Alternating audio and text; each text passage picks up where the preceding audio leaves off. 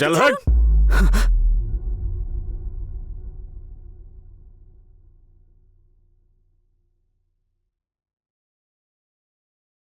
টাকা উসুল করবার অনেক পদ্ধতি জানা আছে।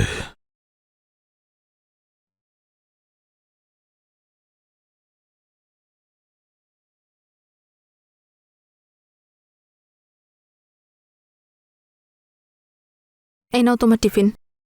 আরে শোনো না, কি হলো? কিছু কথা তো বলো, রাগ করে আছো? আমি কোনো কথাই বলতে চাই না। তোমার কাছে আমার জন্য সময় কোথায়? সব সময় শুধু কাজ কাজ আর কাজ। কি করব? এত পরিশ্রম তো তোমার জন্যই করছি, যাতে তোমাকে জীবনের সব আনন্দ দিতে পারি। তুমি রেন্টের ট্যাক্সি চালাও, সারা দিন কাজের মধ্যে থাকো। আমার জন্য সময় কোথায় তোমার? আর এটা একটা কাজ হলো? আমরা এত বড় বাড়িতে থাকি আর তুমি ট্যাক্সি চালাও। জানো সোসাইটিতে সবাই কি ধরনের কথা বলে? আমার একদম ভালো লাগে না। তুমি তো জানো আমার মাথার উপর ঋণের বোঝা আছে, আর বাবার বিজনেসটাও ডুবে গেছে, বাবা অফ হয়ে গেছে। আর এই বাড়িটা, এবার এই বাড়িটাও আমাদের হাত থেকে চলে যাচ্ছে। একবার যদি ওই ঋণের বোঝাটা মিটিয়ে দিতে পারলে আমি অন্য একটা কাজ খুঁজে নেব। হ্যাঁ, এবার একটু হাসো হাসো, আর রাগ করো না।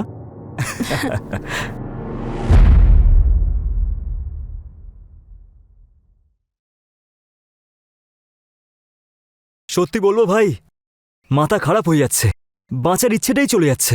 আরে মনে হচ্ছে যেন সবকিছু ছেড়ে ছেড়ে কোথাও চলে যাই, ব্যাস। সারা দিন রাত পরিশ্রম করো, তারপরেও এই টেনশন পিছনই ছাড়ছে না আমার। পরিবারকেও টাইম দিতে পারছি না, আর এই ট্যাক্সি চালানোর কাজ। তারপর যাবে কোথায়? উপরে।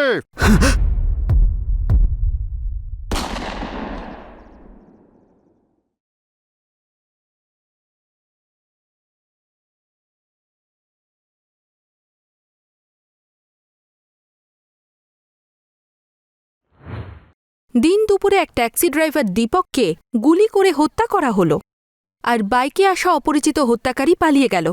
দীপককে সঙ্গে সঙ্গেই পাশের সরকারি হসপিটালে নিয়ে গিয়ে ভর্তি করে দেওয়া হলো, কিন্তু দীপক হসপিটালেই মারা গেল। আসলে কি কারণ থাকতে পারে এই হত্যার পিছনে?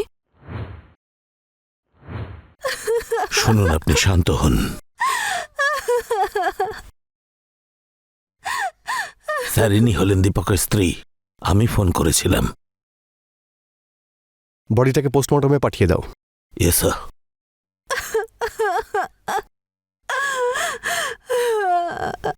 দেখুন, আপনি একটু শান্ত হন। আপনাকে কয়েকটা প্রশ্ন করার আছে। আপনাকে থানায় আসতে হবে।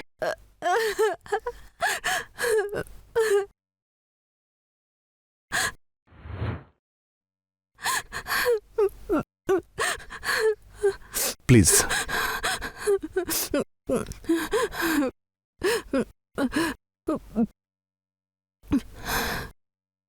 দেখুন, আমি বুঝতে পারছি কোন পরিস্থিতির মধ্যে দিয়ে এখন আপনি যাচ্ছেন, কিন্তু প্লিজ আপনি একটু কোঅপারেট করুন, যাতে আপনার হাজবেন্ডের খুনিকে আমরা ধরতে পারি।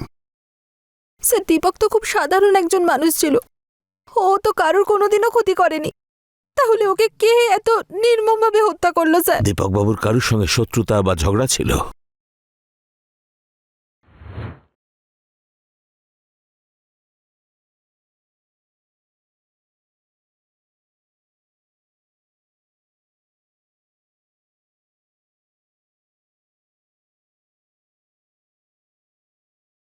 এই বল, বল, বল, কোথায় আমার টাকা? বল। দেখুন দাদা, দেখুন, আমি আপনার টাকা ঠিক মিটিয়ে দেবো।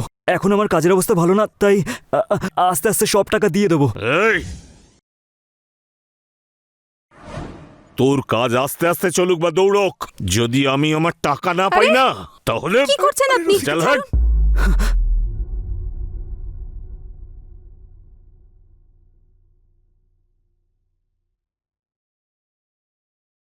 টাকা উসুল করবার অনেক পদ্ধতি জানা আছে। সত্তু দাদা, আমি আপনার টাকা মিটিয়ে দেবো। চল হাট। টাকা আমার ফেরত চাই, তাড়াতাড়ি।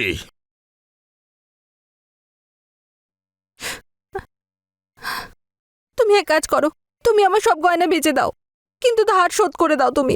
পাগল হয়ে গেছো নাকি? আমি সব দিয়ে দেবো। আর তুমি আমার কথা মন দিয়ে শোনো, যদি বাই চান্স আমার কিছু হয়ে যায় না, তখন তুমি ইন্স্যুরেন্সের টাকা দিয়ে এইসব ধার শোধ করে দিয়ে একটা ভালো জীবন কাটিয়ে নিও প্লিজ। এসব কি বলছো তুমি? তুমি এটা জানো না, সত্তু দাদা খুব ডেঞ্জারাস লোক। এই সত্তর ব্যাপারে খোঁজ নাও আর ওকে নিয়ে এসো। স্যার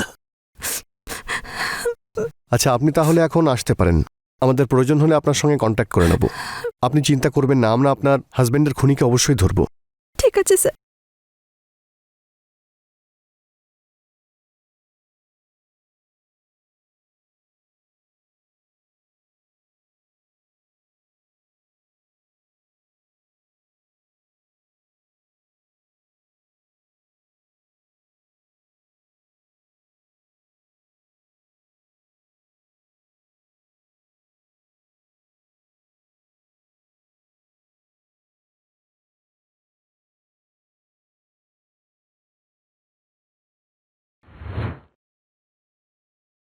এই হলো সত্তু ভাই। স্যার আমায় কেন তোলা হয়েছে? কি করেছি আমি? দীপককে খুন করার পরে আবার জিজ্ঞেস করছিস কি করেছি? স্যার আমি কেন ওকে প্রাণে মারবো? কারণ ও তোর কাছ থেকে টাকা নিয়েছিল।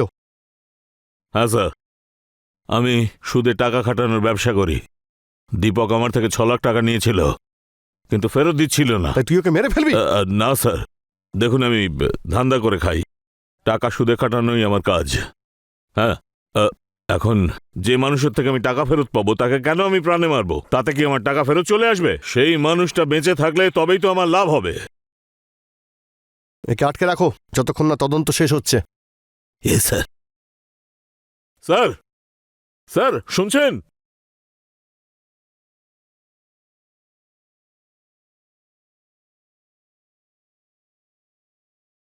আমার মনে হয় না সত্য দীপককে খুন করেছে। স্যার দীপকের বডিতে যে বুলেট পাওয়া গেছে, আমাদের সেই বন্দুক সাপ্লায়ারকে খুঁজতে হবে, যাতে আমরা তার থেকে কিছু সন্ধান পাই।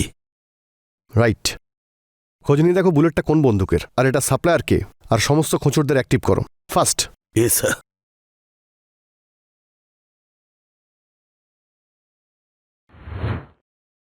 পুলিশ সত্তু ভাইকে জিজ্ঞাসাবাদ করল, আর পুলিশ এটা জানতে পারল যে দীপককে সত্তু ভাই মারেনি। তাহলে কি সত্যি দীপকের খুনের পিছনে সত্তু ভাইয়ের হাত ছিল না? একদিক থেকে ভেবে দেখতে গেলে হয়তো সত্তু ভাইয়ের কথা বিশ্বাস করা যেতেই পারে। দীপকের হত্যার ঘটনার রহস্য বাড়তেই থাকছিল। দীপকের সাথে সাথে কি রসিকার প্রাণেরও ভয় রয়েছে? এমন কেউ আছে যে রসিকাকে বারবার লুকিয়ে লুকিয়ে দেখছিল। পুলিশ তাদের তদন্ত জারি রেখেছিল, আর তখনই পুলিশের হাতে একজন অস্ত্র সাপ্লায়ার ধরা পড়ে। দেখুন স্যার, এ হলো মুন্না, মাল সাপ্লাই করে থাকে। স্যার ক্ষমা করে দেবেন, পেটের দায়ে কোনো না কোনো কাজ তো আমাদের করতেই হয়, আর অন্য কোনো কাজ তো আমি পারিও না স্যার, শুধু এটাই পারি, আর এতে ঝট করে টাকাও পাওয়া যায়। তুই টাকা পাওয়ার জন্য অবৈধ কাজ করবি? তুই জানিস তোদের মতো লোকেদের জন্যে ক্রাইম কত বেড়ে গেছে? স্যার এইসব কিছু শুনে আমাদের কি হবে? ক্রাইম বাড়ুক বা কমুক, আমাদের কাজ হলো বন্দুক বিক্রি করা, আর বন্দুক কে নেবে, সেটা দিয়ে কি করবে, কাকে খুন করবে, তাতে আমাদের কি যায় আসে? কিন্তু আমাদের যায় আসে। আইন ব্যবস্থাকে ঠিক রাখতে এটা আমাদের দরকার। তুই সত্যি করে বল, MK সিরিজের বন্দুক তুই 15 দিনের মধ্যে কাকে কাকে বেচেছিস? এত বন্দুক বিক্রি করি আর এত গ্রাহক নিতে আসে, এসব কি করে মাথায় রাখবো?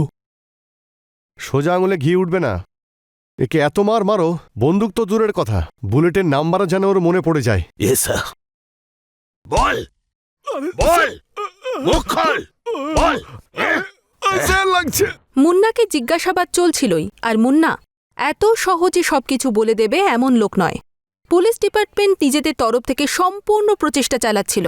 বিশেষ করে অবৈধ কারবারের সঙ্গে যারা যুক্ত রয়েছে তাদের থেকে আইনকে বেশি ভয় পায় এর পিছনে যারা যুক্ত রয়েছে তারা। আর অন্যদিকে উপযুক্ত প্রমাণ সাক্ষ্য না পাওয়ার জন্য ওই সত্তু ভাই জামিন পেয়ে গিয়েছিল। তারপর